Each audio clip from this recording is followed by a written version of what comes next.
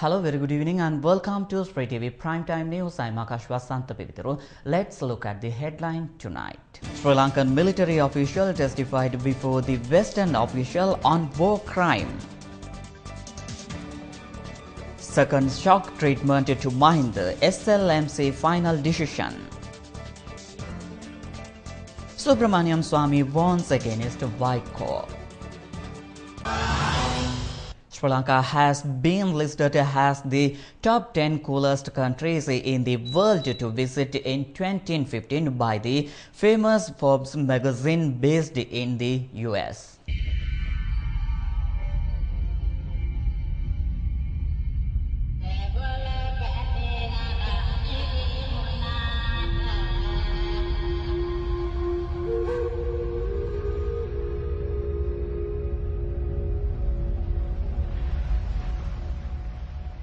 Sri Lanka is placed in the 10th position in the 10th coolest place to visit in 2015 in the magazine's latest edition contributed by the Scribe and Able.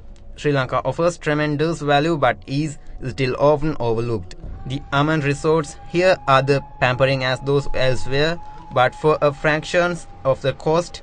Absolute also arranges insider experience such as a tour of the secret gardens of the Gold Port with author Juliet Combe. But the main draw, Galdis says, is the wildlife. Exclusive leopards, wild elephants, boars, sloth bears and dazzling birds life from peacocks to hornbills roams this surprisingly deserves island. We can't think of another country that has the variety of experience that Sri Lanka does, he added. Yal National Park has been a long time go-to but he's excited about the reopened Wilpattu National Park, which had been closed for years due to the civil war. And well, he says, many guests are able to enjoy their safari in private, Able delineates in the magazine. Iceland, Morocco, Vietnam, America, Tasmania, Colombia, Japan, Argentina and Sri Lanka are the list of the 10 destinations.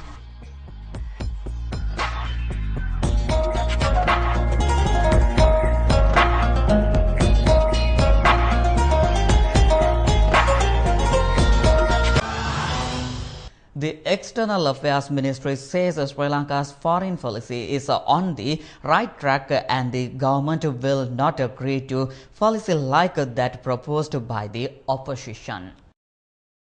The External Affairs Ministry says Sri Lanka's foreign policy is on the right track and the government will not agree to a policy like that proposed by the opposition. External Affairs Minister Professor J.L. Piris said that Sri Lankan can easily avoid resolution at the UN Human Rights Council in Geneva if it bends down to foreign pressure. However, he said agreeing to demands from some countries would mean putting pressure on the political leaders and the military regarding the war. He said the government is not prepared to take such a position and it feels the local public back the stand taken by the president at the government.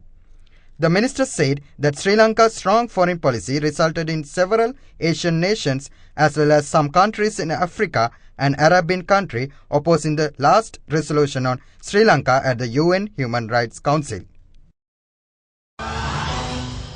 Common opposition presidential candidate Maithripala Sirisena yesterday began his election campaign at his electorate in Polonnaruwa by pledging not to use cutouts or polythene as part of his election campaign. Speaking at the rally in the presence of opposition United National Party leader Ranil Wickremesinghe and other senior UNP members, Sirisena said that while cutouts of President Mahinda Rajapaksa had already appeared at several locations, his image will be cut out in the hearts of the public. Maithripala Sirisena said that he had nothing personal against President Mahinda Rajapaksa and that the concerns he had were only based on principles and policy. He said that around 6 months ago he had raised his concern over corruption in the government, but he was told he cannot sit in the government and raise such concern. Sirisena told the participants at the rally that eventually he could no longer remain in the government when opinions are not taken seriously. The Tamil National Alliance Party denied the allegation of being invited to New Delhi by the Indian government. The TNA today denied the reports that it had been invited by the Government of India for talks on the upcoming presidential election. Local media reports had previously said that the Indian government has invited Tamil political parties based in Sri Lanka for talks in New Delhi next week. By denying all this, the TNA parliamentarian M.A. Sumandiran said, "We have not been invited." The TNA is yet to announce its decision with regards to who it will back and support at the election, but the government had said this week it was not having talks with the TNA on the polls.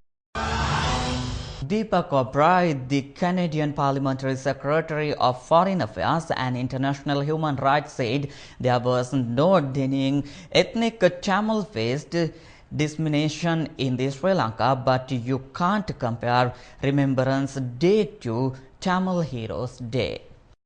The Calgary MP said it was a disservice to a veteran to make such a parallel. I think it needs to be pointed out to her that you can't compare the two. You can't compare a terrorist organization to people who have fought for core Canadian values, he said.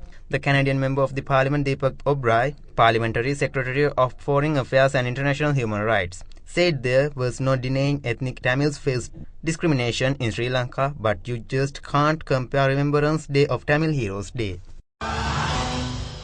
The senior leader of Bharatiya Janata Party, Subramaniam Swamy, in his Twitter message has warned against the MDMK General Secretary Vaiko. Subramaniam Swamy in his Twitter page has mentioned that before you are getting thrown out from the National Democratic Alliance, you yourself leave the NDA. He has also mentioned that my message to Vaiko, get out of NDA before you are thrown out. Read the writing on the wall. Parliamentarian and the General Secretary of the Sri Lanka Muslim Congress, Hassan Ali, says, "We are not satisfied with government. These people should make a final decision on supporting which presidential candidate." Speaking to our news team, the General Secretary went on to say, "Common presidential candidate is a gentleman. Final decision would be taken very soon." Jatika Hela Urumaya General Secretary and former Minister Champika Ranawaka claims he too has files on the government and will make them public. His comment comes after President Mahinda Rajapaksa had said recently that he has files on those who left the government but will not make them public. Ranawaka accused the Finance Ministry of stealing from the public through the price of petrol. He said that taxes on fuel and electricity is being used to pay for the constructions and maintenance of the new highways. The former minister said that three-wheeler drivers and motorbike riders should surround the Finance Ministry for stealing from their purse. It is the three-wheel drivers and motorbike riders who pay for the highway through the cost of fuel, but they cannot use the highway, he said. 3 Sri Lankan military officials testified before the Western official on Sri Lankan war crimes. These 3 Sri Lankan military officials have provided false information on Sri Lankan war crimes to Western nations, local media report says. At present, one of the officers has obtained political asylum in the United States of America and another officer has faced sudden death. According to newspaper, these 3 officials have been sent in the compulsory retirement. United Nations Human Rights Council conducts investigations on Lankan war crimes. Minister of State Management Reforms Navin Dissanayake has sent his letter of resignation from his ministerial post to President Mahinda Rajapaksa.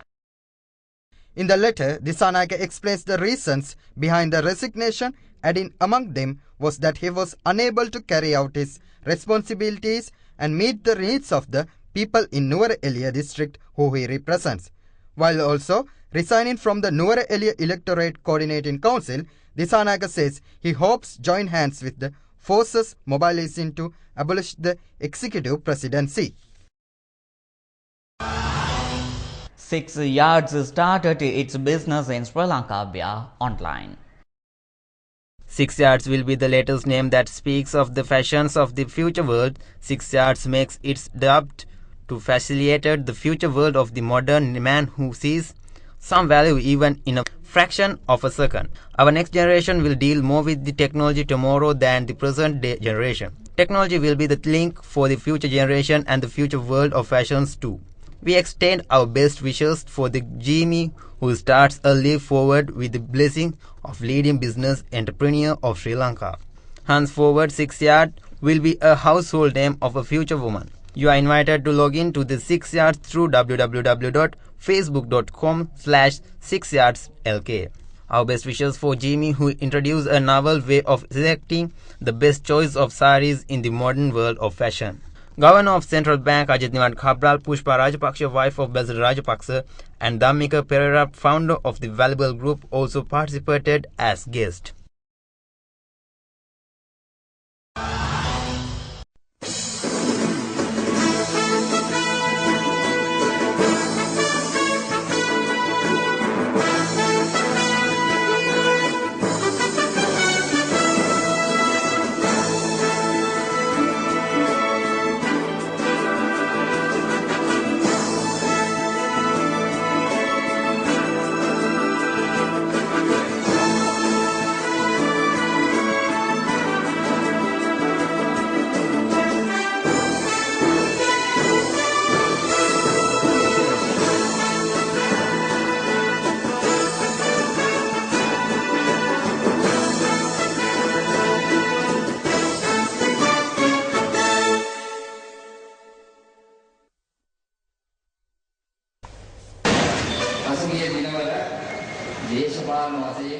Over the past several days, there were some politically tumultuous incidents that occurred.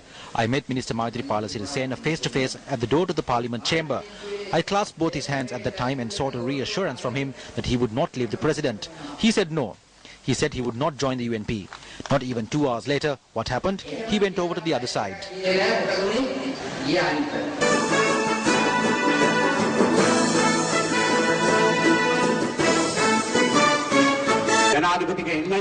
Neither the President's NIB nor the CID nor any other secret service was aware that we were leaving. They were unable to catch us and we broke away with 7 people. This will not stop here.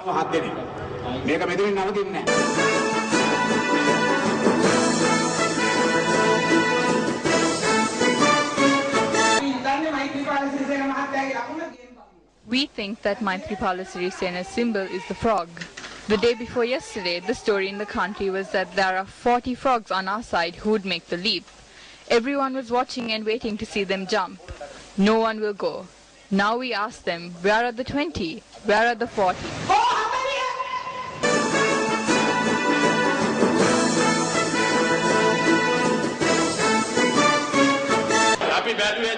MP Hunez is leaving the government today. We thought that we would initiate this change from day to day, from hour to hour. There will be more in the coming days. We will keep others on the inside. They have a large task to fulfill.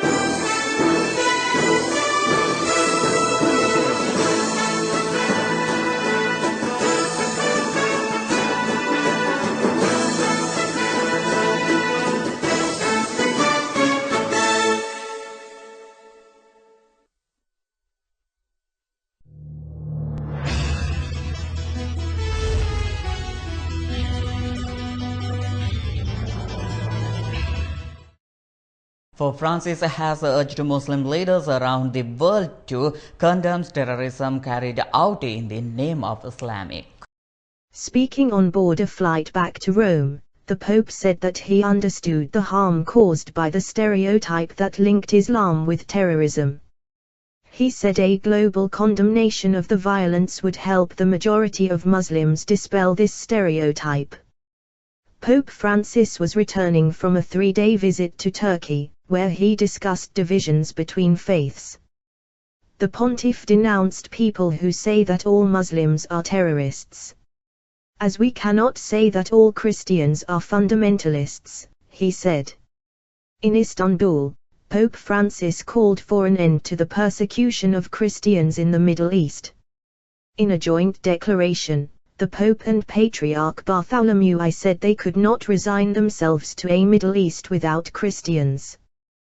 Patriarch Bartholomew is the spiritual leader of the world's 250 million Orthodox Christians, whose church broke with Rome in 1054 in a schism that divided the Christian world.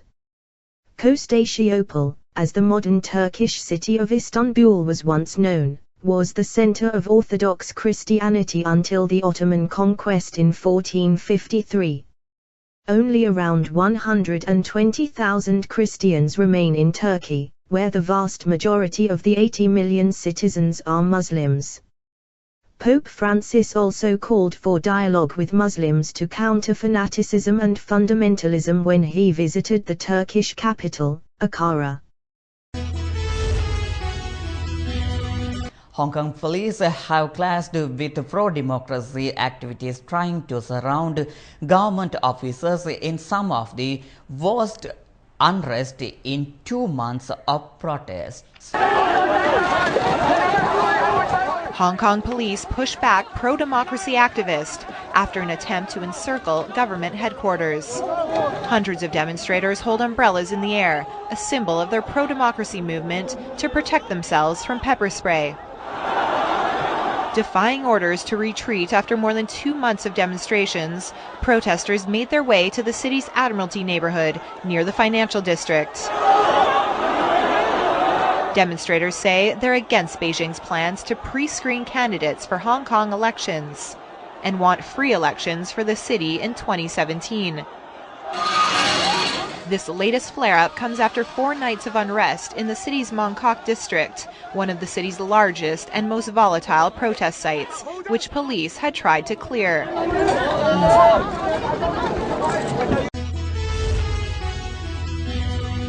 The head of the UN Ebola response mission in West Africa has told the BBC there is still a huge risk the deadly disease could spread to the part of the world. UN's Anthony Banbury, the United Nations Ebola mission chief, has said there is still a huge risk that Ebola could spread to other parts of the world. Anthony Banbury was speaking to the BBC in Freetown, the capital and one of the worst affected areas of Sierra Leone. Mr. Banbury declined to say if targets he had set in the fight against Ebola had met Sunday's deadline. The targets were for the proportion of people being treated and for the safe burial of bodies. In October, Mr. Banbury told the UN Security Council that by December, 70% of all those infected by the disease must be under treatment and 70% of the victims safely buried if the outbreak was to be halted. This interim goal was set to try to bend down the upward curve in the graph of cases.